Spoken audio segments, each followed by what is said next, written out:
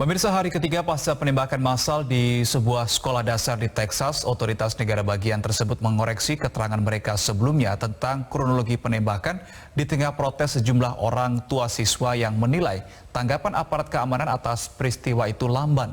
Sementara itu, Presiden AS Joe Biden dijadwalkan mengunjungi lokasi hari Minggu nanti.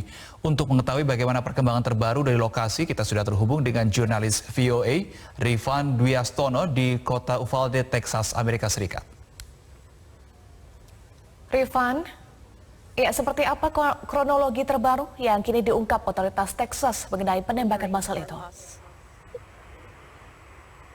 Memang dari keterangan pihak berwenang atau otoritas negara bagian Texas sendiri dalam konferensi pers yang digelar hari ini tadi, memang ada beberapa klarifikasi atau perubahan keterangan yang disampaikan dibandingkan dengan keterangan awal yang dijelaskan di konferensi pers sebelumnya, yaitu terkait kronologi bagaimana pelaku Salvador Ramos tiba di SD Robb Elementary School di kota Uvalde ini dengan tanpa adanya hadangan atau tanpa dihalang-halangi oleh siapapun. Apabila sebelumnya polisi mengatakan, maksud saya pihak berwenang mengatakan bahwa dalam kesempatan ketika Salvador Ramos atau pelaku tiba di SD itu dengan menabrakkan mobilnya ke salah satu parit, kemudian keluar, sempat ada perlawanan dari salah satu satpam sekolah atau petugas keamanan sekolah. Namun hal itu diklarifikasi, dikatakan bahwa tidak ada baku tembak antara pihak pelaku maupun petugas keamanan sekolah. Dan yang terjadi berikutnya adalah bahwa kemudian pelaku tanpa dihadang atau dihalang-halangi oleh siapapun kemudian masuk ke dalam gedung sekolah. Dan keterangan lainnya yang dikoreksi adalah bahwa polisi yang tiba di lokasi itu tidak saat itu juga muncul setelah dihubungi oleh warga yang menyaksikan kejadian ketika pelaku ini keluar dari mobil membawa senapan serbu dan mengenakan rompi. Akhirnya justru polisi baru datang 4 menit setelah kejadian itu berlangsung. Dan saat tiba pun polisi nyatanya tidak langsung menerobos masuk ke dalam gedung sekolah dengan alasan bahwa pelaku menembaki polisi-polisi yang ada di luar gedung sekolah yang berusaha untuk menghentikannya. Dan penembakan pun atau baku tembak antara polisi dan pelaku sendiri memang berlangsung di menit-menit pertama ketika pertemuan antara polisi yang berhadapan dengan pelaku yang sudah ada di dalam gedung sekolah. Pihak berwenang negara bagian Texas mengatakan bahwa setelahnya yang terjadi adalah bahwa ada negosiasi yang dilakukan, ada upaya polisi untuk mengevakuasi siswa-siswa yang ada di dalam gedung sekolah itu. Dan akhirnya memang yang terjadi adalah penembakan massal terhadap puluhan siswa dan juga guru yang ada di dalam gedung sekolah, khususnya di ruang kelas di mana pelaku membarikade dirinya dan menimbulkan 19 kematian murid dan 2 kematian guru dan juga 17 luka-luka di kalangan murid. Dan ini semua klarifikasi yang disampaikan oleh otoritas Texas disampaikan di tengah adanya protes dan juga adanya keraguan dari para orang tua yang memang pada saat kejadian berada di lokasi, dan justru mereka ini ingin sekali mencoba untuk mengevakuasi anak-anak mereka. Mereka ingin masuk langsung ke dalam sekolah itu karena mereka merasa tanggapan dari polisi ini terlalu lamban. Mereka melihat polisi terlalu lama berada di luar gedung, tidak mencoba untuk menerobos masuk dan melumpuhkan pelaku, dan berakhir dengan tewasnya 21 orang. 19 pelajar dan juga 2 guru itu tadi. Dan ini semua memang juga menjadi perhatian dari para pengamat keamanan yang mengatakan bahwa seharusnya apabila memang protokol penanganan kasus penembakan massal di sekolah diikuti, seharusnya polisi itu langsung menarget pelaku.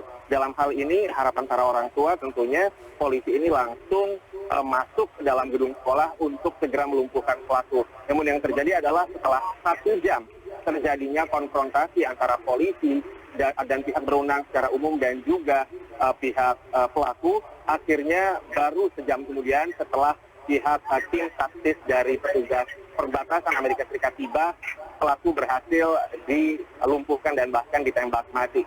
Jadi ada klarifikasi dan perbedaan keterangan itu di tengah adanya protes, di tengah keraguan dari kalangan orang tua murid. Eva dan Seno. Iya, Rifan, adanya peristiwa yang menewaskan 19 murid dan 2 orang guru ini, apakah kemudian berdampak terhadap seruan untuk memperketat aturan kepemilikan senjata api di sana?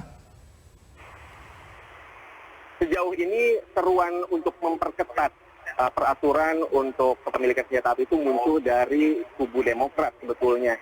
Jadi seperti dalam pernyataan Presiden Amerika Serikat Joe Biden 2 hari lalu di malam setelah terjadinya penembakan massal, Presiden Joe Biden kembali menyerukan untuk dilakukan reformasi terkait undang-undang kepemilikan senjata api, bahwa ia sudah muak sebetulnya. Dia mengatakan bahwa bagaimana mungkin kita bisa membiarkan diri kita hidup di tengah pembantaian ini. Dan hal ini juga disampaikan hampir senada oleh para politikus Demokrat lainnya, bahwa mereka ingin melakukan pengetatan aturan tersebut, ingin memperluas atau meningkatkan proses pemeriksaan latar belakang terhadap para calon pembeli senjata api. Namun ini semua disambut dingin sebetulnya oleh pihak kubu Republik. Dalam keterangan Kepala Senat minoritas dari Partai Republik, mereka menyatakan bahwa memang yang terjadi ini sangat tidak bisa diterima. Dan lagi-lagi dari kubu Republik selalu ada alasan bahwa ini yang terjadi sebetulnya bukan senjata yang memakan korban, tapi justru orang atau pelaku yang melakukan penembakan yang mengambil nyawa korban.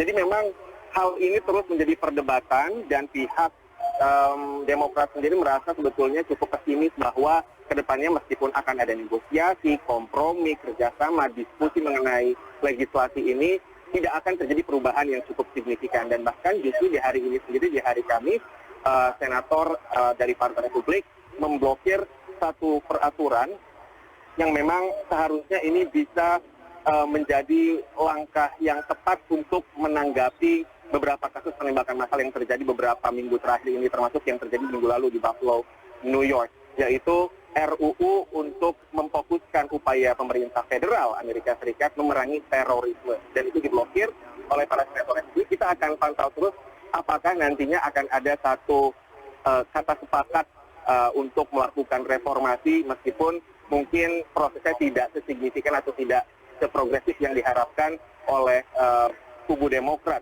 Karena memang pada dasarnya dari polling sendiri sebetulnya dukungan untuk mereformasi, memperketat aturan kepemilikan senjata sendiri selama 3 dekade terakhir cukup terus menurun dari masa ke masa, dari pertama kali terjadinya kasus penembakan massal di sekolah dalam sejarah modern Amerika Serikat tahun 99 lalu.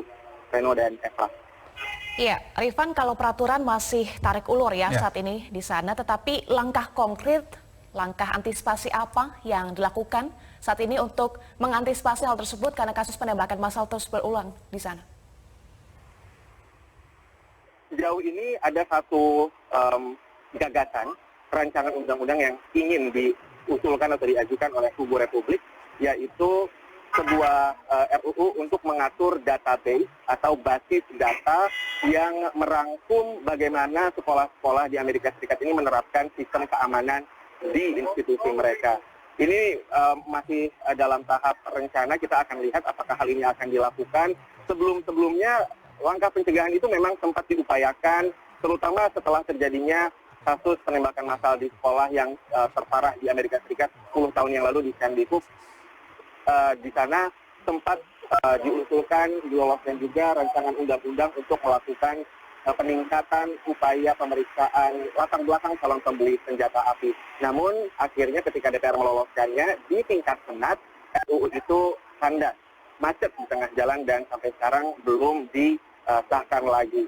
Dan memang kalau misalnya kita lihat ke depan, kita akan terus melihat upaya Presiden Biden juga untuk mendorong agar kedua partai ini, kedua kubu yang ada di Kongres ini untuk bisa bekerja sama untuk mencapai sebuah legislasi yang mudah-mudahan bisa menghentikan atau mencegah terjadinya penembakan massal yang beberapa tahun ini semakin kerap terjadi. Dan bahkan dibandingkan tahun 2020 sendiri, tahun 2022 ini peningkatan jumlah kasusnya itu sampai 50% lebih.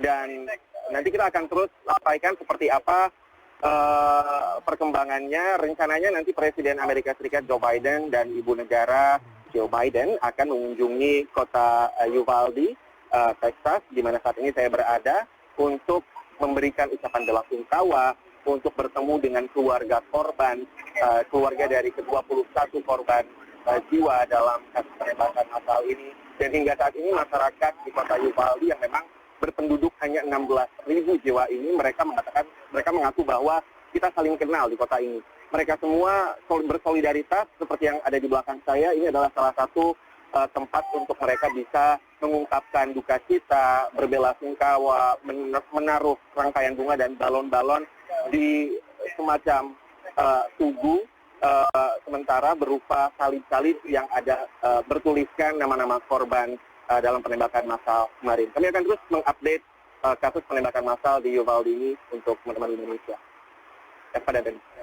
Ya, tentunya kita berharap kejadian serupa ini tidak akan terjadi di kemudian hari sehingga masyarakat bisa lebih terasa aman dan nyaman begitu ya yang ada di Amerika Serikat. Terima kasih Rifan Biastoro atas informasinya langsung dari Texas, Amerika Serikat.